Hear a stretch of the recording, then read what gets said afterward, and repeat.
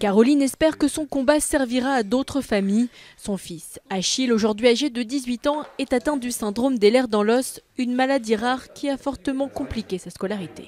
Ça entraîne une difficulté de préhension du stylo, donc il est obligé de se servir d'un ordinateur, une très grande fatigabilité, donc on est fatigué, on ne peut pas réussir à faire les devoirs souvent le soir parce que on dort, et beaucoup d'absence. À l'entrée en 6e d'Achille, ce collège de Moulins-les-Metz s'adapte. Une seule salle de classe, du matériel spécial, un emploi du temps aménagé, mais il y a un point noir.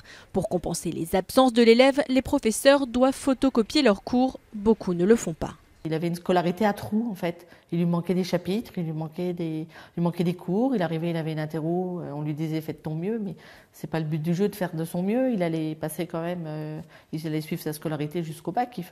Il allait passer le même bac que les autres. Malgré les courriers, les mails et les réunions, impossible de sensibiliser les enseignants. Caroline décide alors d'inscrire son fils dans le privé et d'attaquer le rectorat.